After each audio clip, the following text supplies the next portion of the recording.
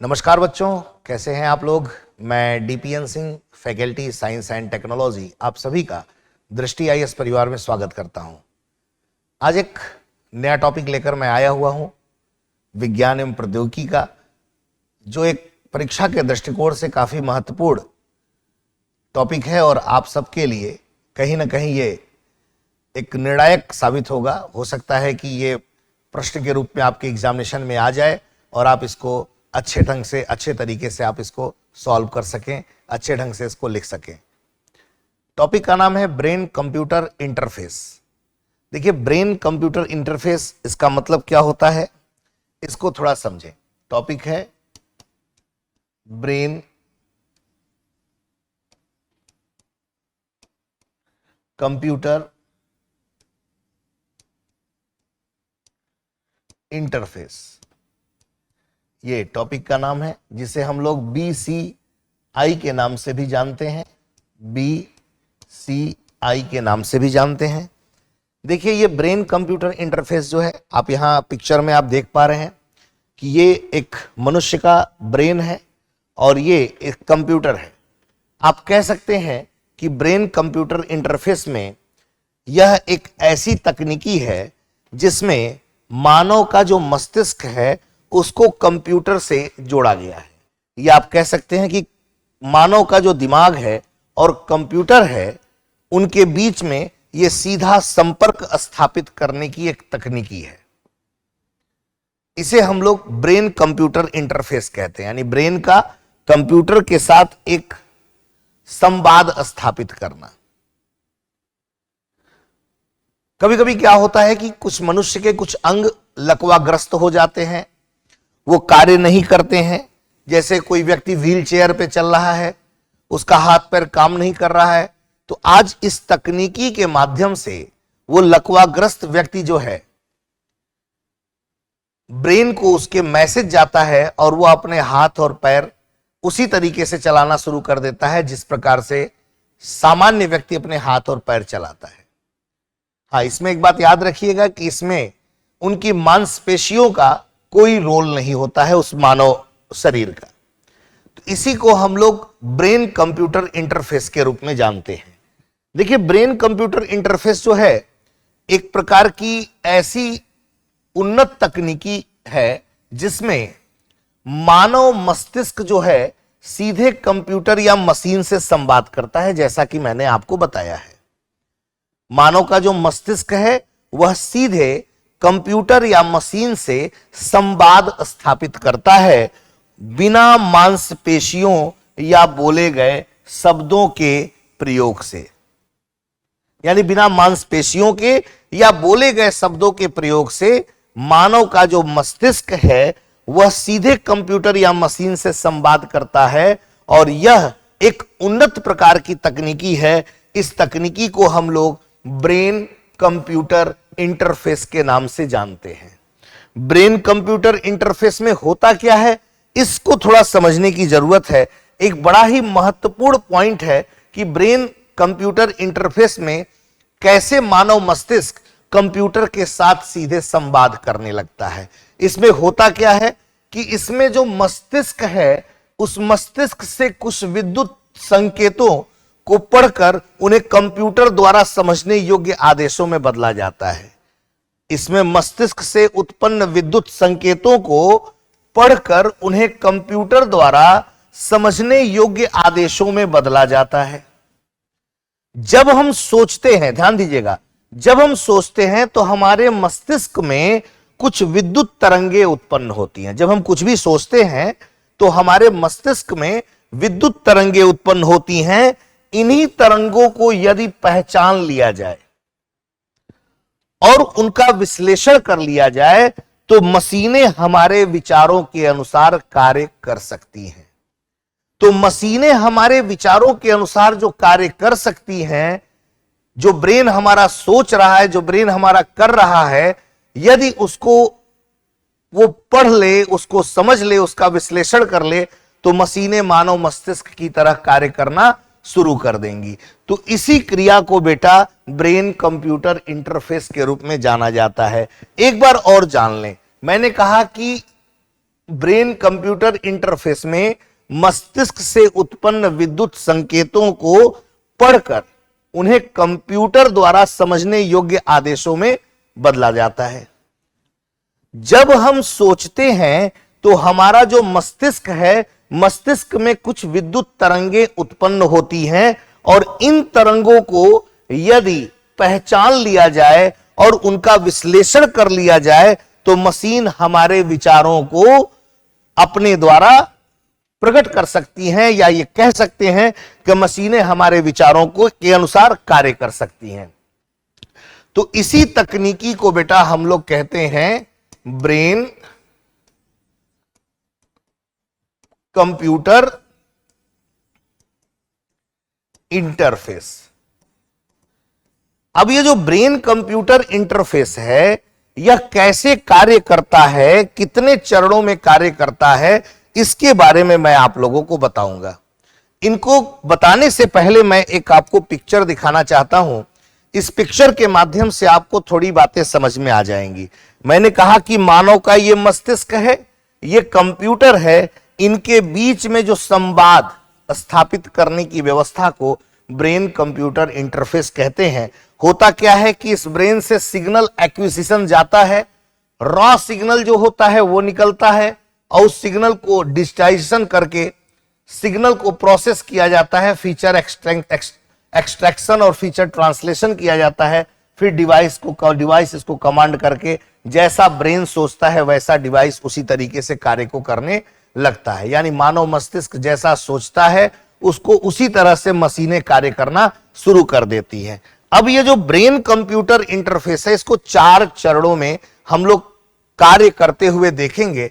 सबसे पहले जो ब्रेन कंप्यूटर इंटरफेस है, इसमें होता क्या है कि मस्तिष्क संकेतों का संग्रह होता है। मस्तिष्क संकेतों का संग्रह का मतलब यह होता है कि मस्तिष्क से निकलने वाली जो मस्तिष्क संकेतों के संग्रह का मतलब यह है कि मस्तिष्क से निकलने वाले संकेतों को इलेक्ट्रोडों द्वारा मापा जाता है। मस्तिष्क से, ध्यान दीजिएगा, मस्तिष्क से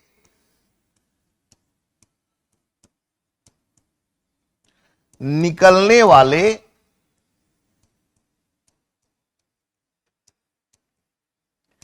संकेतों को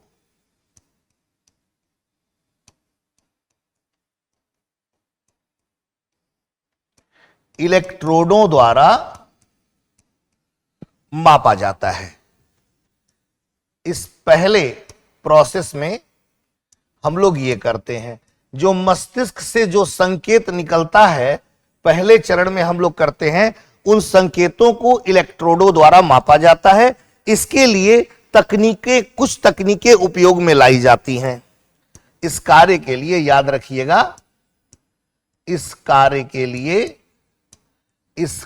के लिए कुछ तकनीकें उपयोग में लाई जाती हैं। कुछ तकनीकें उपयोग में लाई जाती हैं।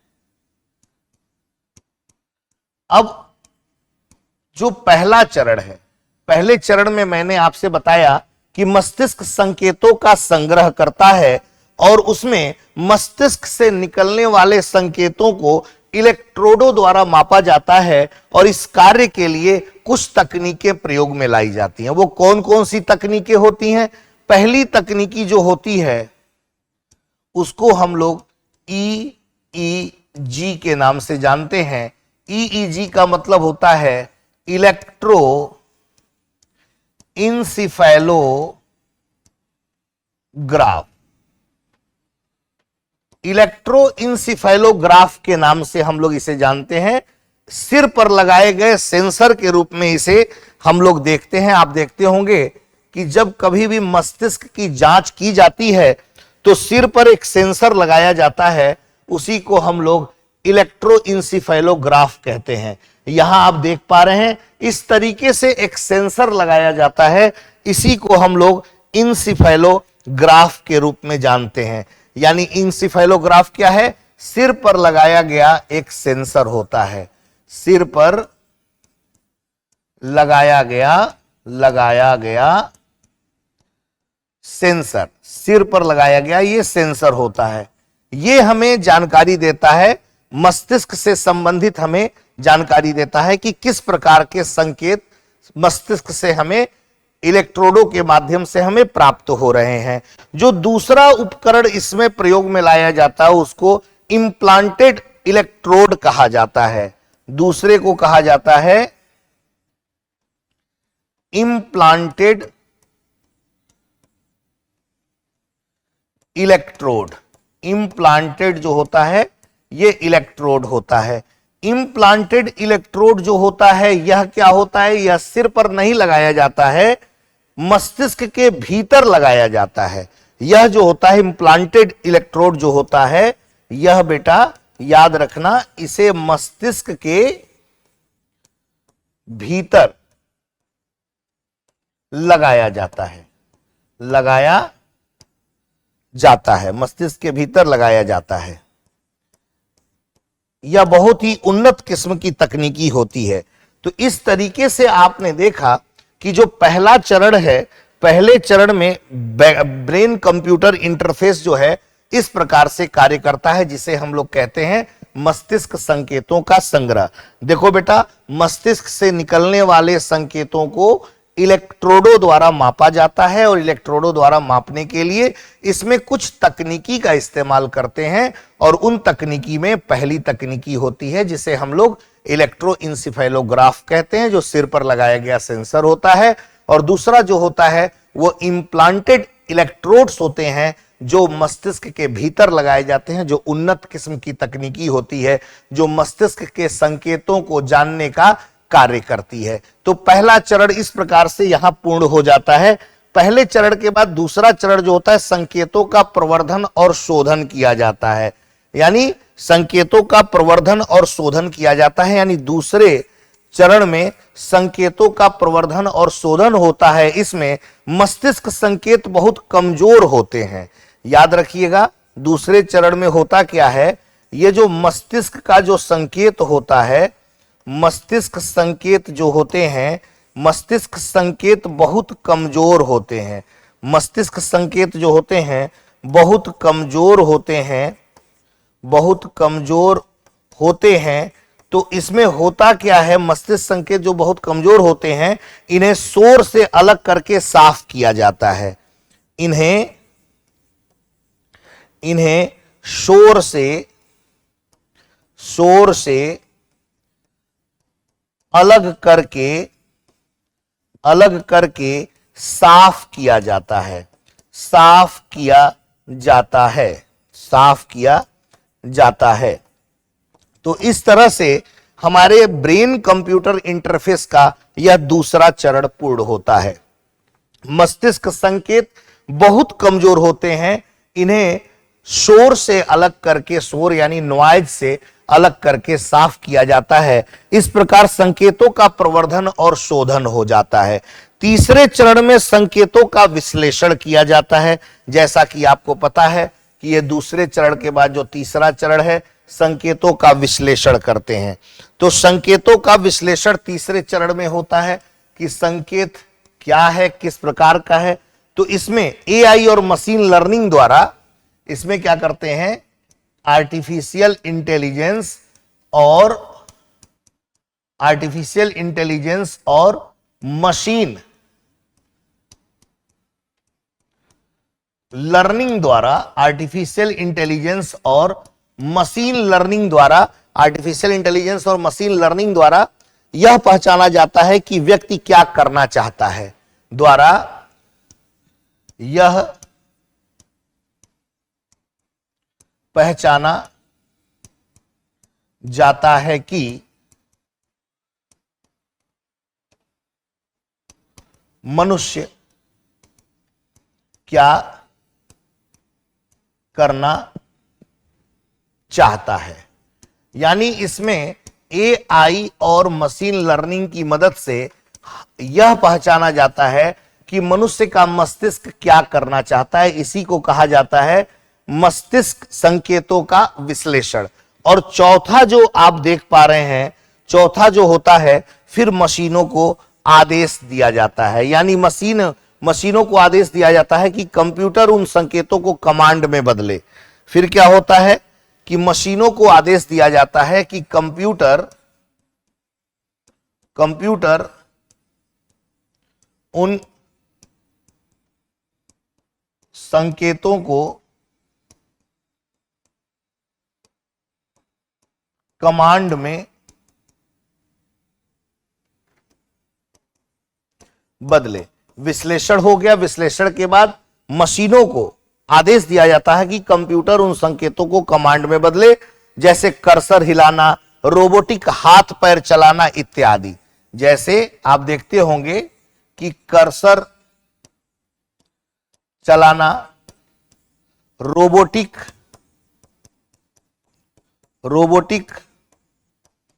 हाथ पैर चलाना इत्यादि। इस प्रकार से ये मानव मस्तिष्क के हिसाब से हमारा ये कंप्यूटर या हमारी ये मशीन कार्य करना शुरू कर देता है।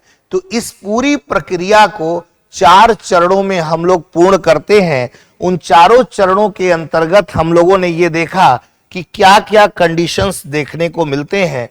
पहला चरण मस्तिष्क संकेतों का संग्रह होता है, दूसरे में संकेतों का प्रवर्धन और शोधन होता है, तीसरे में उन संकेतों का विश्लेषण किया जाता है, फिर मशीन को आदेश दिया जाता है कि कंप्यूटर उन आदेशों को कमांड करो और कमांड करके अपने कार्यों को पूर्ण करो। तो जैसे कर्सर चलाना होता है, जैसे रोबोटिक हाथ पैर जो होते हैं अपना हिलते हैं, रोबोटिक प्रोस्थेटिक और रोबोटिक आर्थोटिक्स का नाम आपने सुना होगा।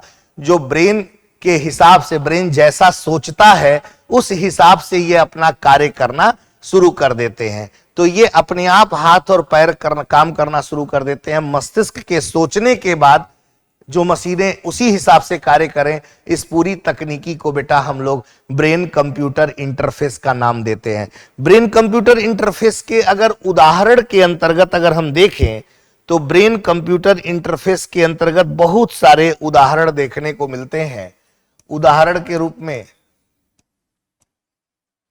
अगर आप देखें तो आपको लकवाग्रस्त व्यक्ति आप देखेंगे तो रोबोटिक प्रोस्थेटिक और रोबोटिक आर्थोटिक्स का नाम हम लोग जो लेते हैं, रोबोटिक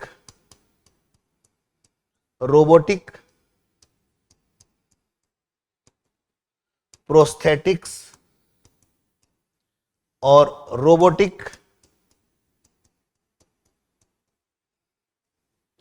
आर्थोटिक्स। आपने सुना होगा कि जब किसी व्यक्ति का पैर कट जाता है तो कुछ ऐसी मशीनें उसके पैर में लगा दी जाती हैं, उसके हाथ में लगा दी जाती हैं, जिससे मस्तिष्क जैसा सोचता है, न्यूरॉन्स के हेल्प से वो मशीनें काम करती। किसी वस्तु को पकड़ना हो, उठाना हो, तो इस तरीके से वो कार्य करना शुरू कर देती है। मस्तिष्क जैसा सोचता है वो मशीनें वैसा ही कार्य करना शुरू कर देती हैं। लकवाग्रस्त व्यक्ति है, उसका हाथ पैर काम नहीं कर रहा है, तो ये मशीनें जो है रोबोटिक आर्थोटिक्स वगैरह, ये उस लकवाग्रस्त व्यक्ति के हाथों में लगाई जाती हैं। उसके ब्रेन से मैसेज पाकर वो मशीनें कार्य करती हैं। तो ये एक तरह से ब्रेन कंप्यूटर इंटरफेस के उदाहरण के रूप में जाना जाता है। व्हील चेयर नियंत्रित कर सकता है वो व्यक्ति, कंप्यूटर चला सकता है, ये सब भी इसके उदाहरण के अंतर्गत आते हैं। व्हील चेयर नियंत्रित करना, कंप्यूटर चलाना, तो ये सब जो है ब्रेन कंप्यूटर इंटरफेस से जुड़ा हुआ जो व्यक्ति है, मशीनों के माध्यम से इस तरह के कार्यों को पूर्ण कर सकता है। रोबोटिक हाथ से वस्तु उठा सकता है, जैसे मैंने अभी आपको बताया कि रोबोटिक प्रोस्थेटिक और रोबोटिक आर्थोटिक्स जो है ये ब्रेन कंप्यूटर इंटरफेस का एक बहुत ही शानदार उदाहरण है। गेमिंग और वर्चुअल रियलिटी में इसका यूज होता है। आप कह सकते हैं कि गेमिंग में और वर्चुअल रियलिटी में ये एक उदाहरण है जो ब्रेन कंप्यूटर इंटरफेस का एक अच्छा उदाहरण कहा जा सकता है। सैनिक और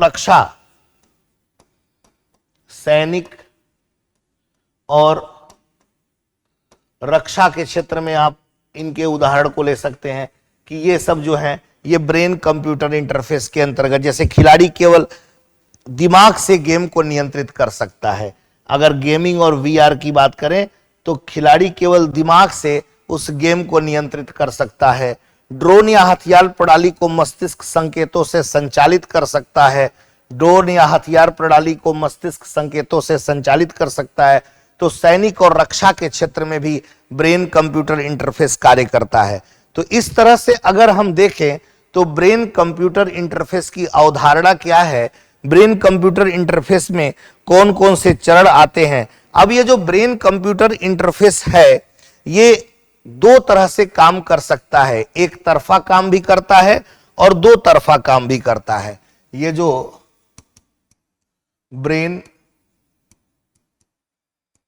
कंप्यूटर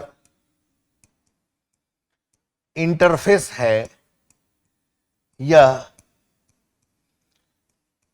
एक तरफा और दो तरफा दोनों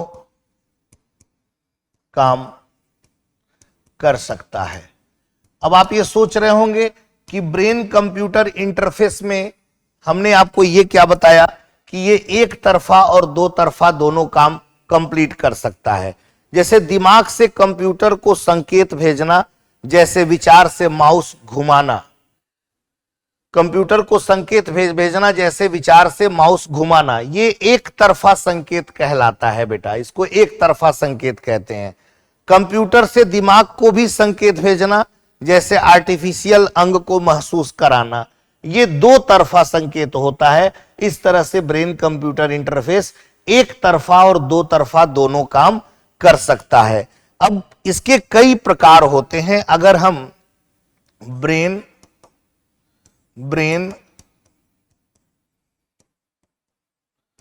कंप्यूटर इंटरफेस की बात करते हैं तो ब्रेन कंप्यूटर इंटरफेस के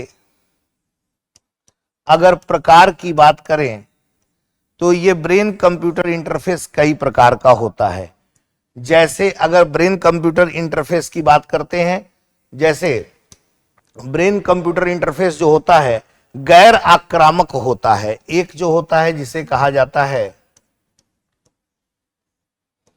गैर आक्रामक। ये जो ब्रेन कंप्यूटर इंटरफेस है ये गैर आक्रामक होता है, यानी बिना सर्जरी के। जैसे ईईजी कैप, यह सुरक्षित है लेकिन संकेत कम सटीक होते हैं, इसी को हम लोग गैर आक्रामक कहते हैं। जैसे बिना सर्जरी के अगर मस्तिष्क में ईईजी कैप लगा दिया जाता है, यह सुरक्षित तो होता है लेकिन ये जो जानकारी देता है ये कम सटीक जानकारी देता है। दूसरा आंशिक आक्रामक होता है। दूसरा प्रकार जो होता है वह आंशिक आक्रामक कहा जाता है। आंशिक आक्रामक होता है। आंशिक आक्रामक का मतलब होता है कि दिमाग की सतह पर इलेक्ट्रोड लगाना। अब यह आंशिक आक्रामक का मतलब होता है कि दिमाग की सतह पर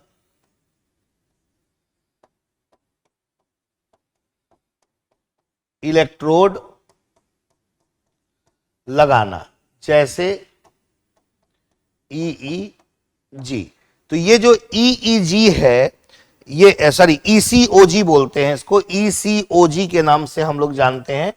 ईसीओजी एग्जाम्पल के रूप में आप लिख सकते हैं ईसीओजी, ये ईसीओजी कहलाता है। ये आंशिक आक्रामक होता है। गैर आक्रामक जो होता है ये बिना सर्जरी के, जैसे ईईजी कैप लगाना, ये कम सटीक जानकारी देता है। और जो गैर आंशिक आक्रामक जो होता है, दिमाग की सतह पर इलेक्ट्रोड लगाया जाता है, ये ईसीओजी होता है। और तीसरा जो होता है पूर्ण आक्रामक होता है। तीसरा जो होता है ये प्रकार जो है ये पूर्ण आक्रामक प्रकार होता है। पूर्ण आक्रामक होता है। पूर्ण आक्रामक का यहां मतलब ये होता है कि दिमाग के अंदर चिप लगाना, इसमें क्या होता है, पूर्ण आक्रामक में दिमाग के अंदर चिप लगाया जाता है। दिमाग के अंदर चिप लगाना, दिमाग के अंदर चिप लगाना, जैसे आप एग्जाम्पल के रूप में न्यूरा लिंक कह सकते हैं, जो एलन मस्क का है न्यूरा लिंक। ये जो है ये दिमाग के अंदर चिप लगाया जाता है और दिमाग जैसी हरकत करता है मशीनें उसको धीरे धीरे सीखकर उस दिमाग के अनुसार कार्य करना शुरू कर देती हैं। तो 3 प्रकार से ब्रेन कंप्यूटर इंटरफेस देखने को मिलता है। एक होता है गैर आक्रामक, जिसमें जो गैर आक्रामक जो होता है ये बिना सर्जरी के मस्तिष्क के ऊपर एक कैप लगा दिया जाता है और उस कैप से संकेत प्राप्त करते हैं। दूसरा आंशिक आक्रामक, दिमाग की सतह पर इलेक्ट्रोड लगाए जाते हैं ईओसीजी के माध्यम से। और तीसरा जो है अपूर्ण आक्रामक होता है, जिसमें दिमाग के अंदर चिप लगाया जाता है और चिप से संकेतों को प्राप्त करके मशीनों को उस कार्य के लिए तैयार किया जाता है। तो इस प्रकार से यह पूर्ण आक्रामक हमारा ब्रेन कंप्यूटर इंटरफेस होता है। अब लेकिन इसके ब्रेन कंप्यूटर इंटरफेस के बहुत सारे लाभ और बहुत सारी चुनौतियां भी देखने को मिलते हैं। अगर हम ब्रेन कंप्यूटर इंटरफेस के लाभ की बात करें तो ब्रेन कंप्यूटर इंटरफेस के लाभ बहुत सारे हैं। जैसे विकलांग लोगों की मदद कर रहा है। मैंने अभी आपको बताया कि किसी व्यक्ति का अगर हाथ कट जाए, पैर कट जाए, तो उसे उस सामान्य व्यक्ति की तरह उनके हाथ और पैर को कार्य करने के लिए प्रेरित करता है, यानी विकलांग लोगों की मदद करता है। ये लाभ में आप लिख सकते हैं कि विकलांग लोगों की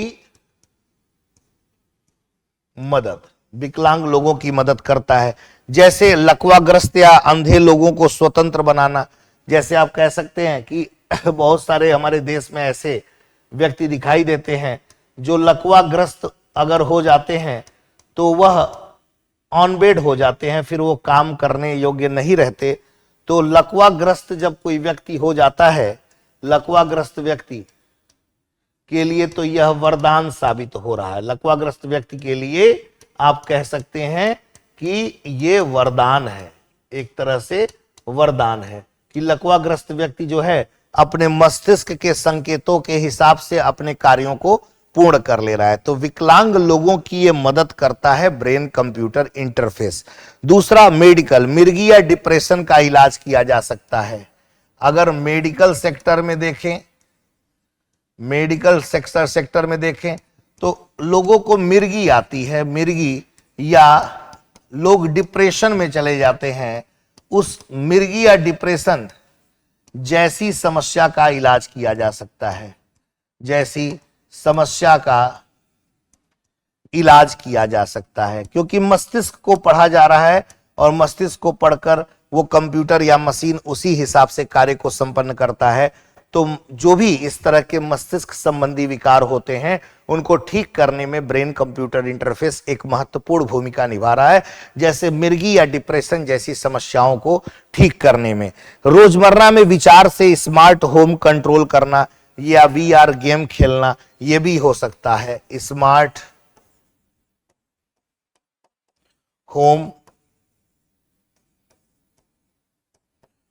कंट्रोल करना या वर्चुअल रियलिटी गेम खेलना, ये सब इसके लाभ के पक्ष के अंतर्गत देखने को मिलते हैं।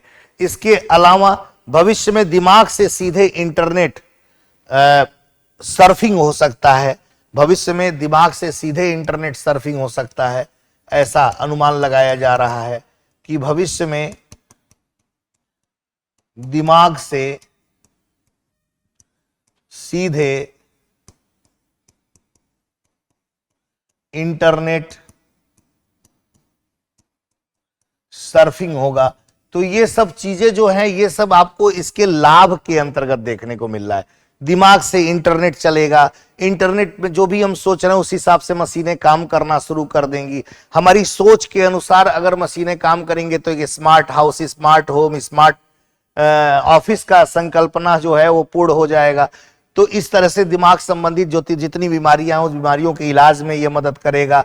साथ ही साथ जो विकलांग लोग हैं, दिव्यांग लोग हैं, उनको भी मशीनें मदद करेंगी, उनको चलने में, उनको बोलने में, उनको जैसे किसी भी कार्य को करने में ये मशीनें जो है कार्य करेंगी, वो भी मस्तिष्क के सोच के आधार पर कार्य करेंगी। तो इसी को बेटा हम लोग ब्रेन कंप्यूटर इंटरफेस के फायदे कहते हैं। अगर इन फायदों के बाद अगर हम इनकी चुनौतियों की बात अगर करें तो बहुत सारी चुनौतियां भी हम लोगों को देखने को मिल रही हैं। अगर ब्रेन कंप्यूटर इंटरफेस की चुनौतियों की बात करें तो जाहिर सी बात है, नई तकनीकी है तो यह जटिल अवश्य होगी। एक जटिल तकनीकी है और दूसरा आप इसमें लिख सकते हैं कि सर ये एक महंगी तकनीकी भी है, यानी सबके बस की बात नहीं है इस तकनीकी को प्राप्त करना। गरीब लोग इस तकनीकी से वंचित रहेंगे, गरीब लोगों को यह तकनीकी जल्दी प्राप्त नहीं हो पाएगी। दूसरा, गोपनीयता का खतरा रहेगा, जब चूंकि दिमाग को अगर पढ़ लेगा तो दिमाग में किस तरह के खुराफात चल रहे हैं, कैसी बातें सोच रहा है दिमाग, उसको जान जाएगा, यानी व्यक्ति की निजता का हनन होगा, यानी गोपनीयता भंग होगी। आप कह सकते हैं गोपनीयता भंग होगी, यानी गोपनीयता भंग होगी। कैसे गोपनीयता भंग होगी? चूंकि ये दिमाग को पढ़ ले रहा है ना, इसलिए दिमाग को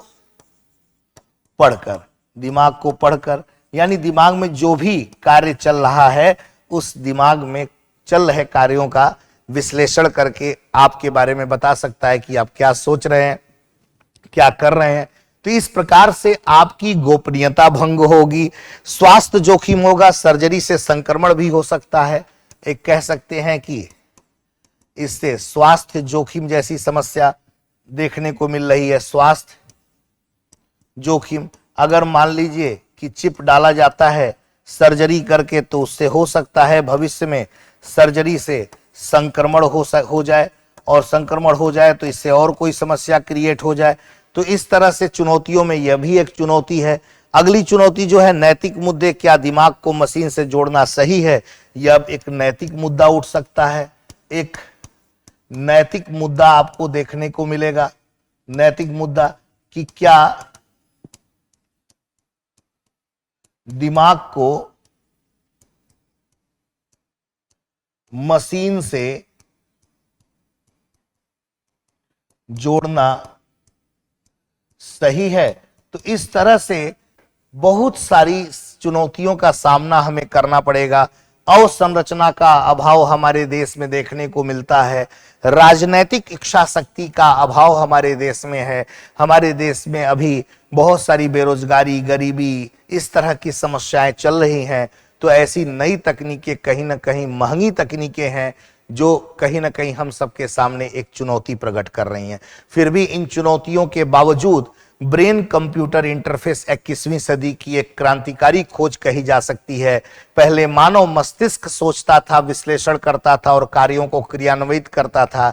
आज मानव मस्तिष्क सोचेगा और उस सोच को कंप्यूटर या मशीन उस सोच को समझेंगे, निर्णय लेंगे और हमारे मस्तिष्क के अनुसार कार्यों को क्रियान्वित करेंगे। तो निसंदेह ये कहने में कोई परहेज नहीं है कि आज जो 21वीं सदी का युग चल रहा है यह विज्ञान का युग है, विज्ञान की 21वीं सदी का युग है और यह उन क्रांतिकारी खोजों में से एक है।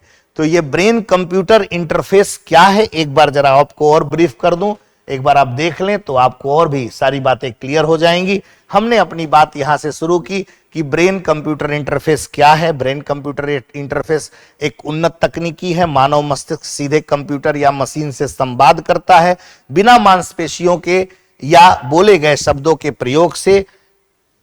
इसमें मस्तिष्क से उत्पन्न विद्युत संकेतों को पढ़कर उन्हें कंप्यूटर द्वारा समझने योग्य आदेशों में बदला जाता है।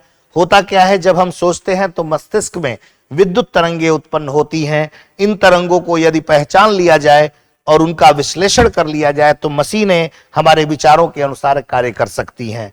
अब ये ब्रेन कंप्यूटर इंटरफेस जो है ये 4 चरणों में पूर्ण होता है। मस्तिष्क संकेतों का संग्रह करता है, संकेतों का प्रवर्धन और शोधन होता है, संकेतों का विश्लेषण होता है और मशीनों को आदेश देता है। इसमें होता क्या है कि मस्तिष्क जो है मस्तिष्क से निकलने वाले संकेतों को इलेक्ट्रोडों द्वारा मापा जाता है। इस कार्य के लिए कुछ तकनीकें उपयोग की जाती हैं, जैसे ईईजी और इम्प्लांटेड इलेक्ट्रोड। फिर मस्तिष्क संकेत बहुत कमजोर होता है, इन्हें सोर्स से अलग करके साफ किया जाता है और एआई और मशीन लर्निंग के द्वारा इन्हें पहचाना जाता है कि मनुष्य क्या करना चाहता है। फिर कंप्यूटर उन संकेतों को कमांड में बदलता है, जैसे कर्सर चलाना, रोबोटिक हाथ पैर चलाना। इस तरह के कमांड में बदलकर ब्रेन कंप्यूटर इंटरफेस अपने कार्यों को पूर्ण करता है। उदाहरण के रूप में ये तमाम उदाहरण मैंने आपको बताए हैं। और फिर ब्रेन कंप्यूटर इंटरफेस के प्रकार की बात किया जाए तो गैर आक्रामक, आंशिक आक्रामक और पूर्ण आक्रामक 3 प्रकार का ब्रेन कंप्यूटर इंटरफेस होता है। ब्रेन कंप्यूटर इंटरफेस के ये लाभ हैं, विकलांग लोगों की मदद कर रहा है, लकवाग्रस्त व्यक्तियों के लिए वरदान साबित हो रहा है, मेडिकल क्षेत्र में मिर्गी या डिप्रेशन जैसी समस्याओं का इलाज करने में यह मददगार साबित हो रहा है।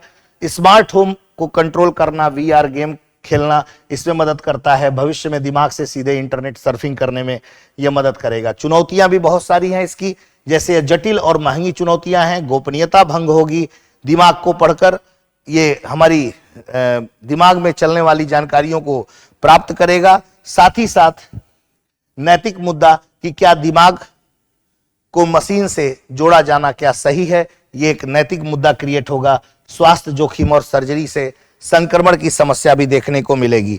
अब इससे रिलेटेड आपको एक क्वेश्चन भी आपको मैं देता हूं,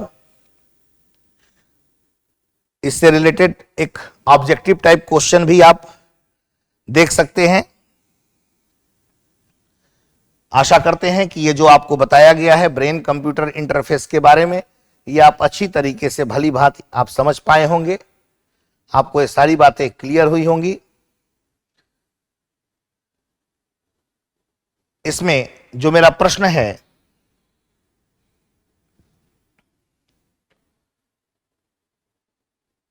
ब्रेन कंप्यूटर इंटरफेस के क्या उद्देश्य हैं, एक मुख्य परीक्षा का एक प्रश्न है। और दूसरा एक प्रश्न यह है, ब्रेन कंप्यूटर इंटरफेस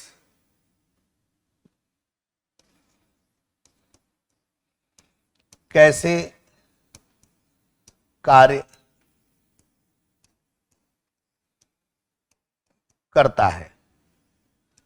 पहला, मानव मस्तिष्क और मशीन या कंप्यूटर आपस में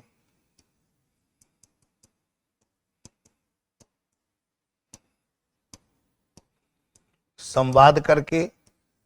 दूसरा, मानव और मानव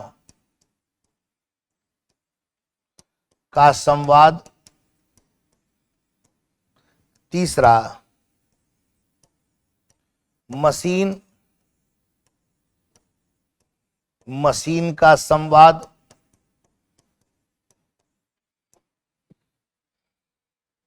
और चौथा,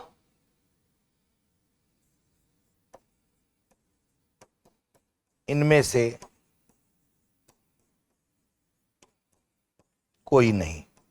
तो इस प्रश्न का उत्तर आप सभी लोग देंगे कि बीसीआई ब्रेन कंप्यूटर इंटरफेस कैसे कार्य करता है। मानव मस्तिष्क और मशीन या कंप्यूटर आपस में संवाद करके, मानव मस्तिष्क आपस में संवाद करके, मानव मस्तिष्क आपस में संवाद करके, और मशीन का संवाद, या इनमें से कोई नहीं। ये एक पूरा बताने के बाद आपको मैंने एक प्रश्न दिया है, इसका उत्तर हमें आपको कमेंट बॉक्स में चाहिए। आशा करते हैं कि आपको ये मेरा जो सेशन था ब्रेन कंप्यूटर इंटरफेस से रिलेटेड, आप लोग जरूर पसंद किए होंगे। चलिए नेक्स्ट क्लास में एक नए टॉपिक के साथ फिर मैं आप लोगों के सामने आऊंगा। तब तक के लिए मैं आप लोगों से विदा लेता हूं।